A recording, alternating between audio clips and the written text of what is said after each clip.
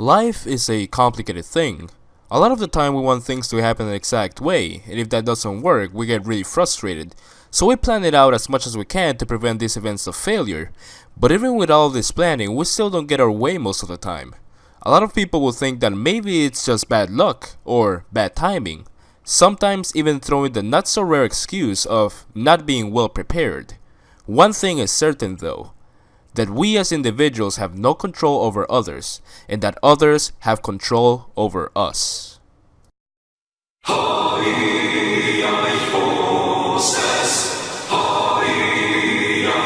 Oh shit, wrong jump animation.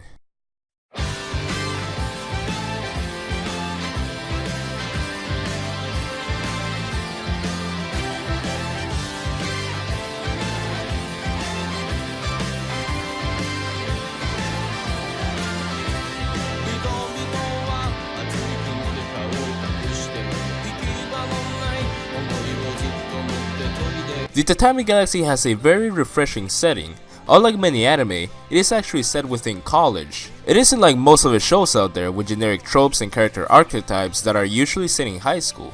The only other anime that I've watched with this setting is actually Golden Time, so seeing this is actually quite a surprise. In this show we follow a lot of characters. Being only 11 episodes, the expectation would be that the writers would just say fuck all to the character development, making all of the characters be bland and one-dimensional with no real personalities. However, it was actually quite different. The episodic nature gave us a beautiful opportunity to see all of the characters from a wide variety of perspectives. Everyone has a purpose in the Tatami Galaxy. More often than not, characters don't have a supporting role per se. All characters have an important position within the narrative and plot, making this a very well balanced show. Well, that's as condensed as it gets. This was my review of the Tatami Galaxy. From now on there will be spoilers ahead, so proceed at your own discretion. You should definitely watch this show, as it's one of the most well written anime out there. I reward the Tatami Galaxy with a rating of a masterpiece. The Tatami Galaxy develops a nothing but surreal type of storytelling. Most of the elements in this story can be taken as, well, why the fuck was that added there type of ordeals, if taken literally at least. The show comes off as bland and actually nonsensical. In order to really enjoy this show, you must really be willing to have an open mind, as well as to critically think about the characters and the story in order to deconstruct the different aspects of the show. The Tatami Galaxy will not tell you things straight up. You must find the answers to the questions the show is giving to you. While also keeping up with his 100 miles per hour Sonic the Hedgehog dialogue, which is contributed by the amazingly executed episodic nature of the show. Now, usually episodic shows are not exactly to my liking, mainly because shows like these have no coherent narrative. For example, in Cowboy Bebop you are shown a group of characters, and the complete plot of the show is witnessing what these characters go through on a daily basis, almost like experiencing their job and their daily routine. Because of this, episodic shows often have a very blurry goal or even overarching theme from all the side stories in them. However, the Tatami Galaxy does something completely different in its storytelling structure. Each episode we're exposed into a different path thinking about a nameless character. So yes, this is indeed kinda sorta not really a time-traveling anime? Well, we already know how that usually ends up. Usually time travel stories are really hard to write, obviously because of paradoxes, the butterfly effect, your character suffering from extreme retardation, etc. But that's not the case with the Tatami Galaxy. The time travel element is extremely simple. The main character enters his so-called rose-colored college life, interpret that however you want, and we see his story in said universe, and after seeing his desperate attempts to succeed while at the same time failing miserably, the clock is reset, setting up the stage for the next episode. Because of the different universes the main character experiences, we get to see the different outcomes within the characters in the story. This is a very unusual yet very effective way to develop the characters because it empowers them to affect Watashi's life in some way or another. This allows the viewer to see completely different perspectives in all of the characters and storylines.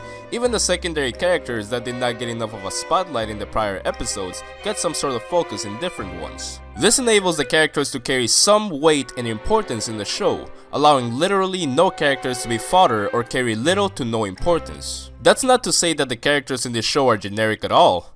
They are actually very impressive. There are no recognizable tropes, at least in my opinion, of meta that is included into any of them, making them not only unique, but very interesting. This nigga is legit fucking a doll, fam.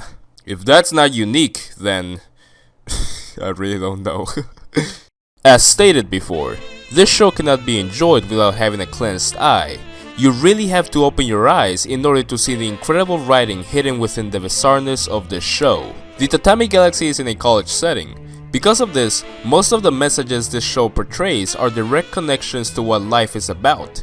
This is supported by the fact that our main character is nameless, making it, I guess, easier to relate to him. At the beginning of every episode, we see Watashi picking a circle to join. His expectations are naturally incredibly high, and he is completely casted away, and so his perception of his 2 years in college is completely down in the dump. This is quite obvious because he set the expectation of how well his life was going onto how he interacted with others during said period. Just because he had no friends on said group or had no real relationships in them did not mean his life was terrible. He still had one good friend that was standing next to him. More on him later though. It was not until he realized that the only way to get out of this situation was to use his own power. In today's world, we care way too much about what people think about us. We believe that our self-worth is entitled to how many likes we get on a picture or how many followers we have on Instagram. We care way too much about socializing and becoming popular.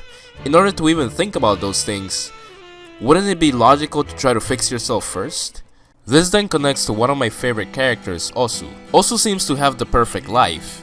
He is always more successful in the circles Watashi is in and has better luck. This is because the main character grows to believe Osu is the center to all of his despair and demise, without realizing that, really, Osu is his one and only true friend. He is the only character within the whole story that has always been with Watashi from the very start. In all of his conflicts against the other characters, Osu was always perfectly there to go through this with Watashi. Whether it was as much as having a good old chat while eating and drinking, or completely fucking him over, well, kinda. He was always influencing Watashi's life in some way or another, changing it. Especially when he is constantly trying to set him up with Akashi, who by the way is best girl. The dialogue shows the stress humans in college go through, always rushing to complete assignments and appointments, because of our attention being in other not so important places. That is the reason why the dialogue is so fast. We are so focused on so many things that are really hindering our way of life. Sometimes we are too worried about fitting in or about that upcoming test. We focus on other people's problems for Christ's sake, without ever realizing what truly is important. Very often, the elderly tells us that we are very talented and that we should try to focus on the important things. And we don't, because that's a part of growing up. Grown-ups are usually there and they keep telling you, episode after episode after episode, what the fuck to do. Dumbass. And it's not like we can magically find what truly is important. In order to see what really needs to be appreciated, we must first find it. Just as Watashi is seen struggling throughout most of the fucking show. Well, not really, technically just the last 3 episodes. Until he finally finds the answer, which is grabbing onto his opportunity, Akashi. But what if, perhaps, that's not the actual meaning of the show? 幻の司法と言われるバラ色のキャンパスライフを手に握っていたかもしれない。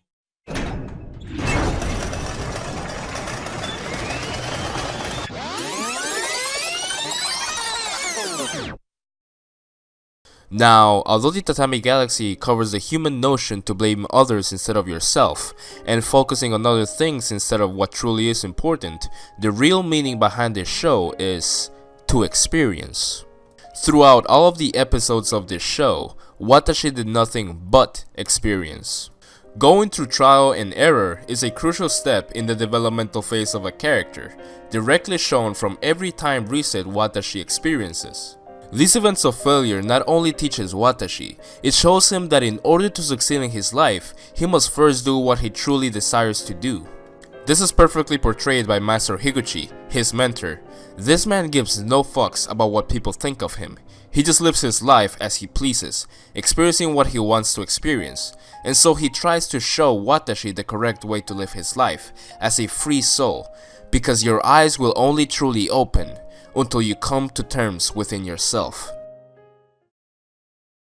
The art is quite weird in most eyes, but it perfectly fits the show.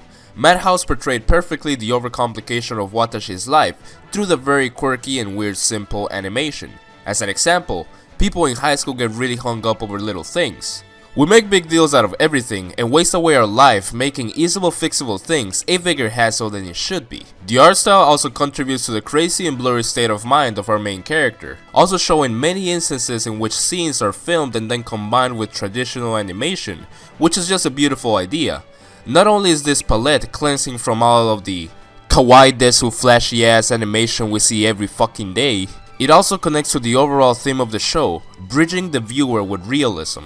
Most of the soundtrack crafted by Michiru Oshima is composed of classical musical pieces, which, by the way, are so fucking good. I cannot even start to explain the beauty in these composures, which I actually listen to now in a daily basis. The incredible mastery within each composure is of utmost level, perfectly intertwining with the wide ranges of feelings within this show, going from slowly paced beautiful playing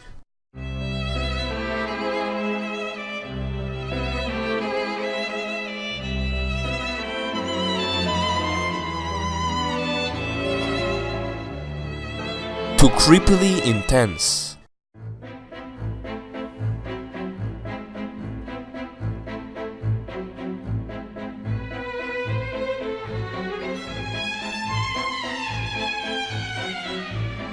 To upbeat and calming.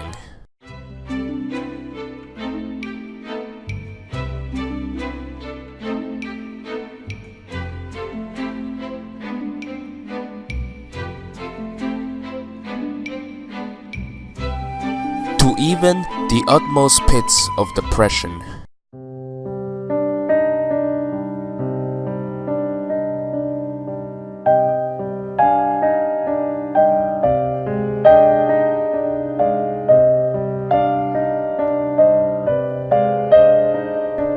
Can you hear that? That faint distortion in the end of each note? I think I nutted inside of my pants. The Tatami Galaxy is one of the most beautifully crafted shows I have ever watched. It is extremely rare to watch a show this complex, not only in its story and characters, but also in its animation and musical department. The masterfully crafted combination of all of these elements is what makes this show so good. It is down the line perfect. I believe that this is one of the few anime that truly deserve to be watched at least once by everyone. The layers of this show go even deeper than what I've covered in this video. There were a lot of topics I wanted to cover. However, I decided to focus on assumptions that haven't yet been made by others who have already talked about this show. Maybe I'm just overthinking things. Maybe I'm just prone to liking odd and weird shows. But there is something you cannot argue against. Also is fucking awesome.